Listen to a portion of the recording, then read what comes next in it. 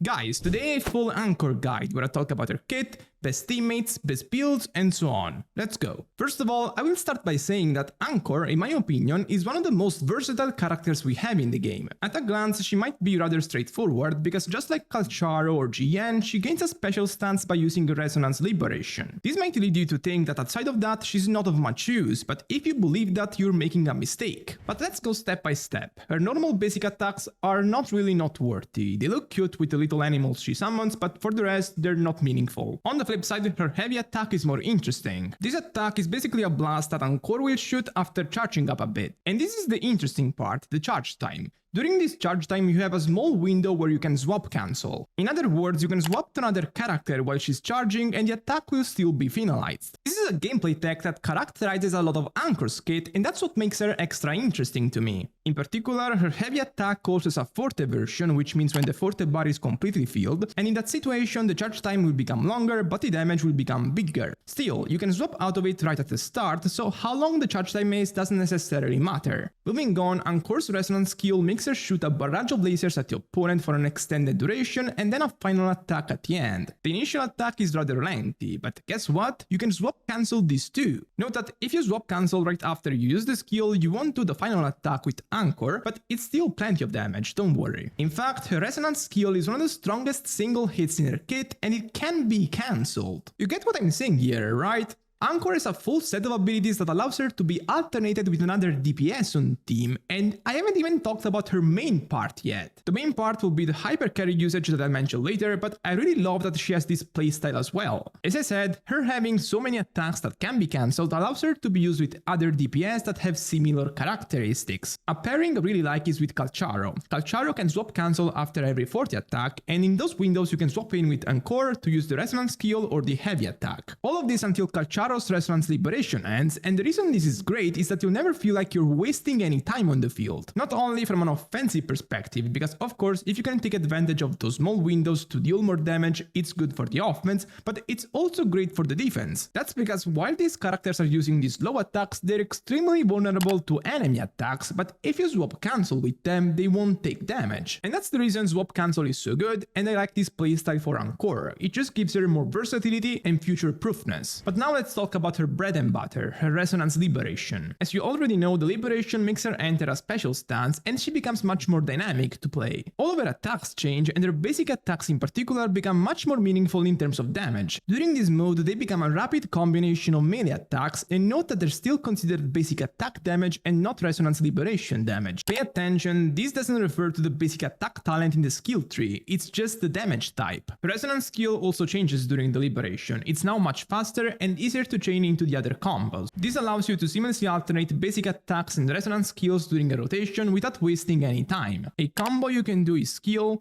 for basic attacks, skill again, for basic attacks again, and then skill again. For the rest, her 40 attack also improved in terms of damage, but unlike the resonance skill, it didn't become faster. This means that you shouldn't use it during the rotation because you'll waste time that could be better spent for more meaningful attacks. As a result, it's something you want to use to end the rotation as the resonance liberation is about to end, so you can swap cancel it and also trigger Encore's Atro skill simultaneously. It goes without saying that the liberation playstyle favors a more hyper carry based approach from Encore. You really don't get swap cancelling windows during it, so in those situations it's better to fill Encore's team with a more supportive lineup. Sana is a perfect fit here, but I'll talk about this later when I tackle what her best teams are. Regarding her skill points priority, it really depends. If you want to play her as a hyper carry, then the Resonance Liberation talent is the one you should level up. That's because it contains both the scaling of the special stance resonance skill and the special stance basic attacks. Aside from that, the normal skill, the Forte attack and the Atro skill are also pretty good. For her quick swappy playstyle, her resonance skill takes priority, the Forte attack is also pretty good,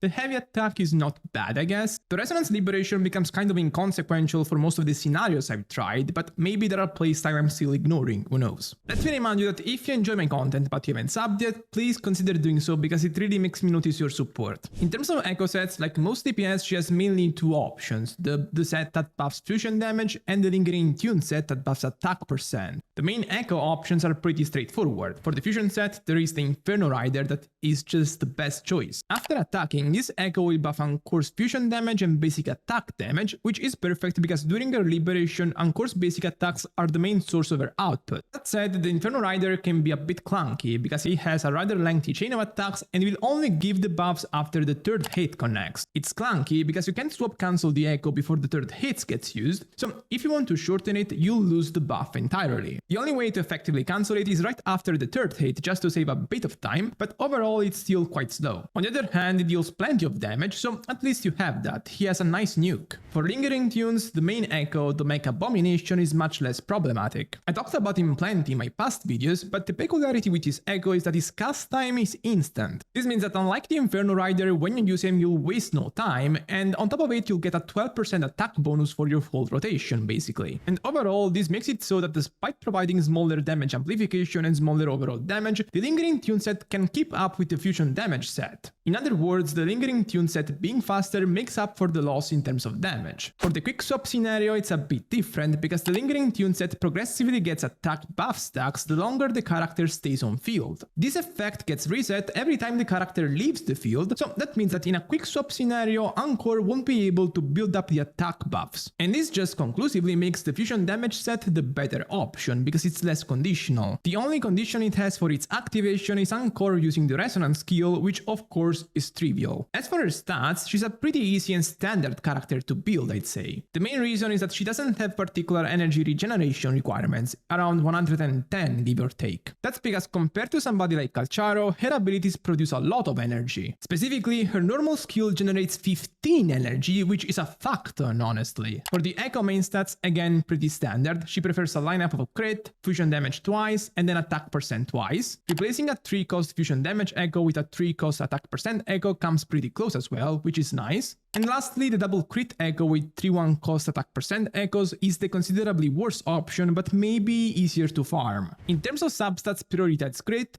then attack, then basic damage, and then skill damage. Regarding the weapons, since she is a standard character, she doesn't have a signature weapon, but still the 5-star options are very good on her. In particular, both the standard 5-star we currently have in the game and the Yulin signature that will drop in a few weeks are incredibly good for her damage output. Note that the Yulin signature weapon calc are based on what we know from beta, so they might change, but as of now, it's the best option by a landslide. The craftable rectifier, so the free-to-play option, is not that great on Encore because it has a very high energy regeneration stat that Encore doesn't need. It's honestly more on the level of 3-star options, which means that the only great 4-star weapons she has are the premium ones, Jinsu Keeper and Augment. Regarding her best teammates, it depends on which playstyle you choose to adopt with Encore. For a more hyper carry based approach, which I'd imagine is what would interest you, Sanhua is her best teammate. That's because Sanhua's Adro skill gives basic damage deepen bonuses, and in case you forgot about it, during Encore's Resonance Liberation, her main source of damage output are her basic attacks. She can deal a lot of damage, but mainly it's the fact that she's very fast as well, like she can generate her energy very quickly, so her Adro skill will be ready in just a few seconds. The perfect third slot for this duo is as usual Verina. She's a staple in most teams in the game thanks to her team-wide buffs and healing, so this team makes no exception. Baiji is okay. She's an alternative to Sanhua in terms of buffing thanks to her Adro skill, I'd say, but overall not incredibly good. And then Yang Yang and Jianjin can be useful thanks to their grouping utility. Alternatively, you can use an off-field DPS like Mortefi, although his Adro skill doesn't really synergize with Encore, or another pretty good use is Havoc MC as a burst DPS and a Dreamless user. For her quick swap teams, so a type of teams where you use a second DPS, the only support that fits well on this composition is Verina. That's because Verina can buff both DPS thanks to her team-wide buffs, and sadly she's the only team-wide buffer we have in the game currently. Alternatively, Baiji with the glow set that provides team-wide attack buffs, but honestly that's pretty cope. As for the second DPS, I like Calcharo here, as I said earlier. I just like how the team feels. Just to repeat how the rotation works, you mainly want to stay on field with Calcharo to use his Resonance Liberation. The reason is that while Encore can quick swap pretty much instantly thanks to Resonance skill and heavy attacks,